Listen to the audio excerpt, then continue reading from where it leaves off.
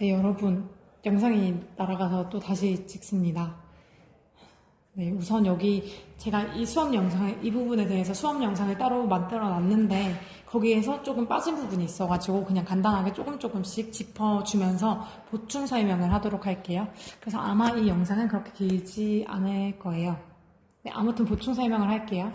자, 우선 여기 보면은, 여기 이 지도를 70페이지에 보면은, 지도를 보면은, 여러 나라들이 다양하게 나타나 있습니다. 이거는 고려의 10세기에서 12세기의 대외 관계에 대한 설명이에요. 이걸 보면은 동아시아의 국제 정세를 대충 우리가 볼 수 있는데, 여기서 고려와 송나라로 대표되는 그 농경민족이 있고요. 또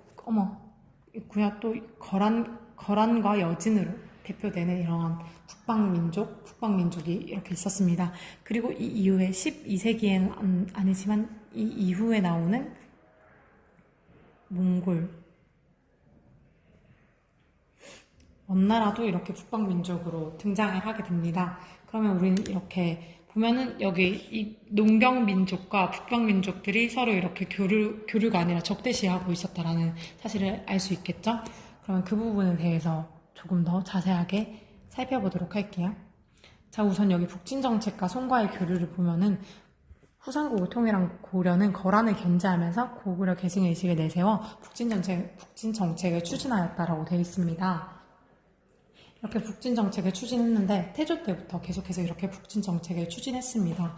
그 이후에도 많은 여러 왕에게도 이게 물려져가지고 여러 나라들에게도 그게 이어져가지고 계속해서 여러 왕들에게 계승이 되면서 북진 정책을 계속해서 추진을 하게 됩니다. 자, 아무튼 우선 이 부분에 대해서 보면은 거란을 견제했다라고 했는데, 이 거란을 견제한 이유는 제가 이미 그 전에 설명을 했었지만 다시 얘기를 해보면은, 여기 우선 고구려의 옛 영토, 우리 고려는 고구려 계승의식을 내세우고 있다라고 말했습니다. 고구려의 계승의식을 내세우고 있는 이 고려에게는 이 고구려의 옛 땅을 차지하고 있는 거란이 보고 싶지 않겠죠? 보기가 싫겠죠? 북진 정책을 하는데 걸림돌이 되는 거죠. 걸림돌이 되어 있기 때문에 이 거란을 계속해서 거란을 적대시를 했고요. 또 발해를 멸망시켰기 때문에 거란을 적대시했습니다.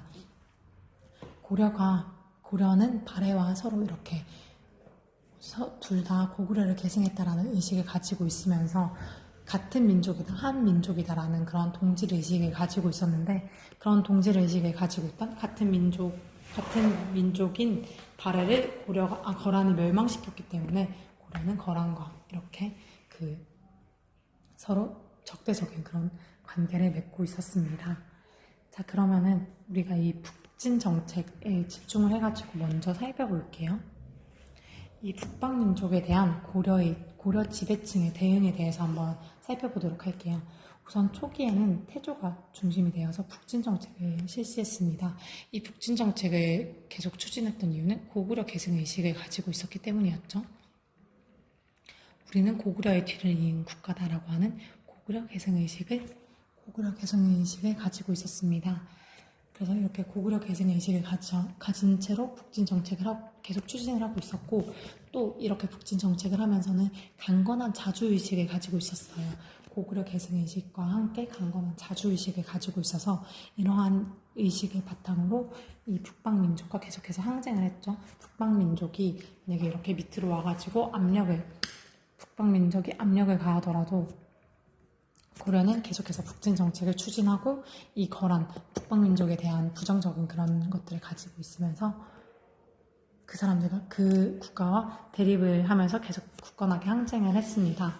자, 근데 여기 12세기에 들어오면요, 문벌 귀족이 고려의 지배층으로 등극을 하게 돼요. 그러니까 문신 귀족들이 중심이 된 정치가 이루어지게 되는 거죠.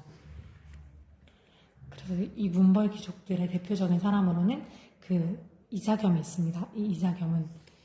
이자겸이 있습니다. 이자겸은 왕을 능가할 정도로 큰 세력을 그렇게 가지고 있는 사람이었죠. 그래서 이 이자겸으로 대표되는 문벌 귀족들은 금나라가 여진이에요. 아까 전에 지도에서 봤듯이 북방민족입니다.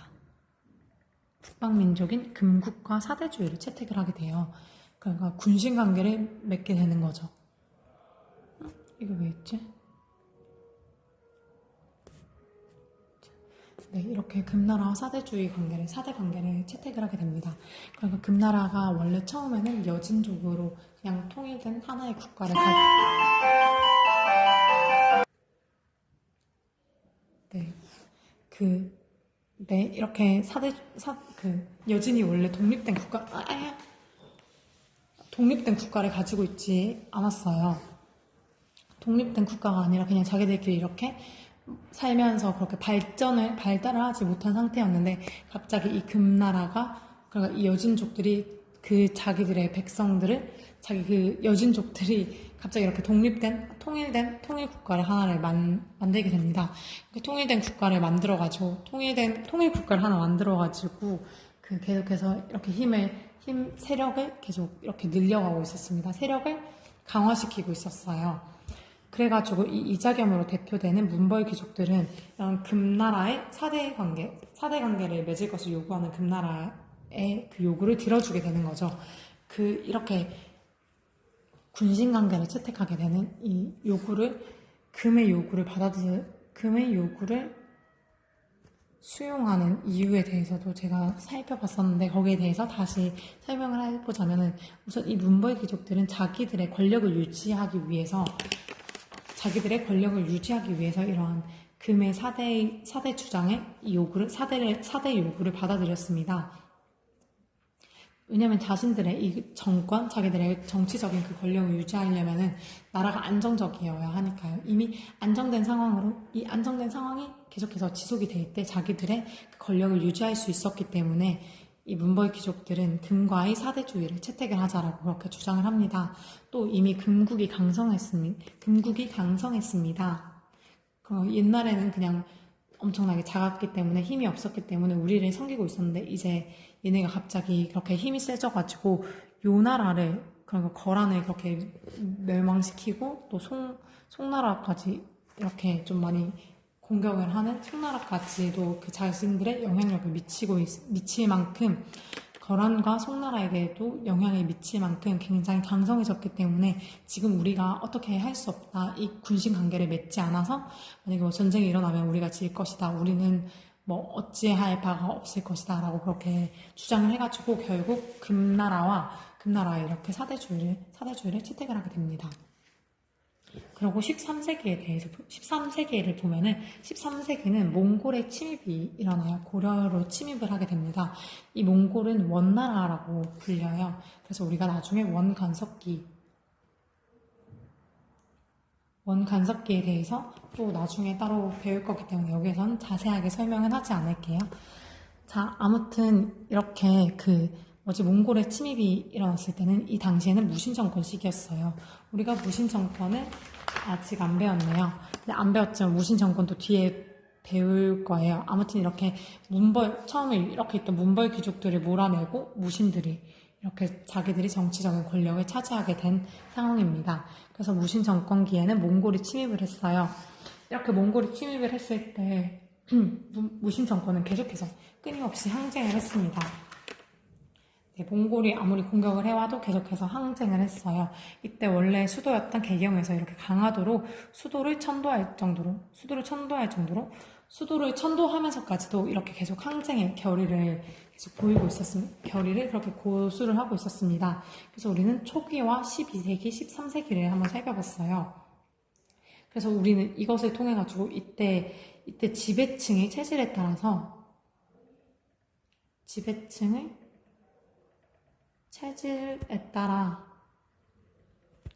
이 북방민족과의 그 관계가 좀 달라졌다. 북방민족과의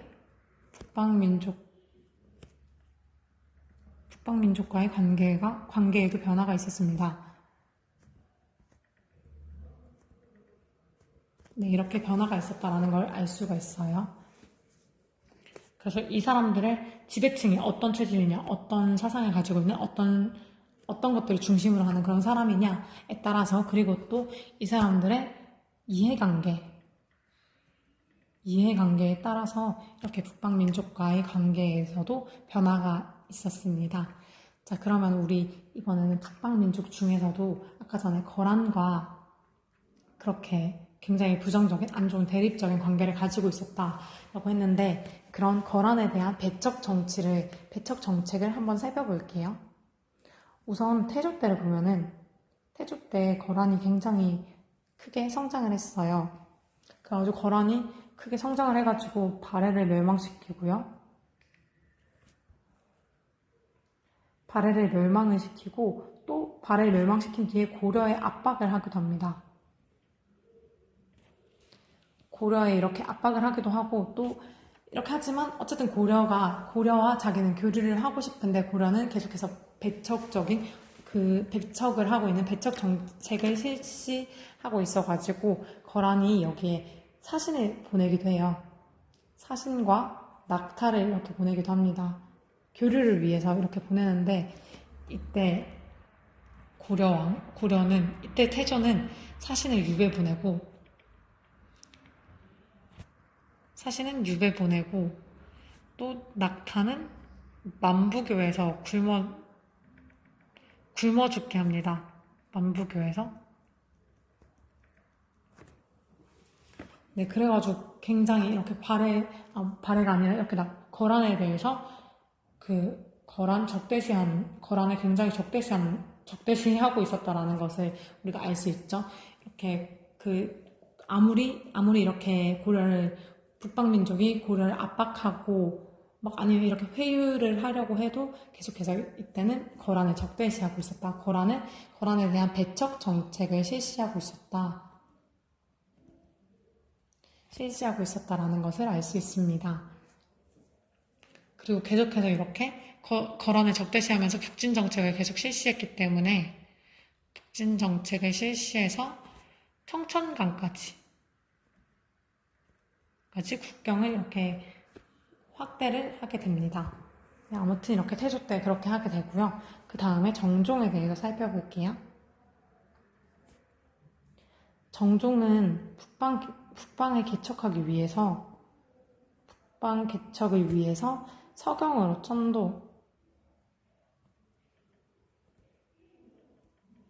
서경천도를 계획합니다. 이거는 그 뒤에 나오는 D가 아니라 아까 전에 나왔던 서경천도 운동과는 또 별개로 그렇게 생각을 해주셔야 합니다. 네, 아무튼 이렇게 서경천도 계획을 세웠어요.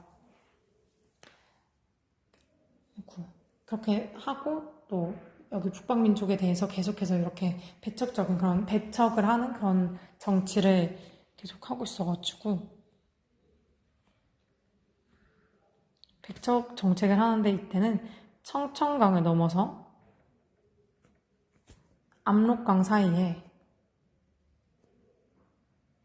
압록강 사이에 여러 성진을 쌓아서 이렇게 북방민족을 경계합니다.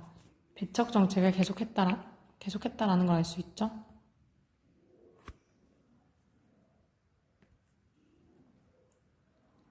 견제를 했습니다. 아무튼 정종 때도 이렇게 계속해서 태조의 배척 정책, 북방민족을 견제하고 배척하는 그런 정책들을 이어받아가지고 이렇게 계승해가지고 계속 견제하고 배척하는 그런 정책을 하고 있었습니다. 네, 그리고 광종 때를 보면요. 발해 유민들이 압록강 중류 지역에 정왕국을 세웠습니다. 발해 유민. 이게 나중에 다시 멸망이 되긴 하는데 어쨌든 간에 이렇게 정왕국을 세워가지고 송과 고려와 교류를 하게 됩니다. 송 그리고 고려와 통결을 하면서 계속 어쨌든 거란을 적대시하는 모습을 볼 수 있어요.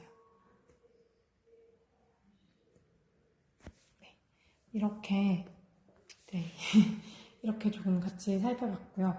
사실 지금 이것만 봐서 이게 왜 제가 설명을 했는지 잘 모르겠다라고 생각할 수도 있는데 그냥 이 북방민족에 대해서 고려가 원래 그냥 계속해서 배척하는 그런 정책을 중심적으로 했지만 이 지배층의 그 성격에 따라서 성향에 따라서 조금씩 바뀌기도 했다라는 거를 설명을 하고 싶어서 이렇게 적어봤습니다. 네, 그렇습니다. 그러고 이 이후에 아예 거란이 침입을 고려와의 관계 개선을 위해 가지고 이렇게 들어왔는데 그 뜻대로 안 되자 고려를 침략하고 그렇게 하는 상황에 대해서도 나오게 됩니다. 근데 이 부분들은 나머지 부분에 대해서는 제가 수업 시간에 그 수업 영상에 다 다뤘던 것 같아서 네, 따로 지금 여기에서 그렇게 더 설명을 덧붙이진 않도록 할게요. 자, 그럼 여러분 수고하셨고 그 이번 시간에는 이렇게 고려의 그 지배층의 성향에 따라서 고려의 대외 관계에도 조금씩의 변화가 있었다. 고려가 물론 계속 북진 정책을 추진을 하고 또 북방민족에 대해서 적대시하는 그런 모습들을 많이 보였지만 그래도 뭐 중간중간 그 지배층들의 성향이 바뀌는 과정에 따라서 그 북방민족에 대한 정책들도 조금씩 변화가 있었다라는 것들을 기억을 하고 있으면 될 것 같아요. 자, 그러면 여러분 오늘도 수고하셨고 우리 이제 다음 시간에 학교에서 만납시다.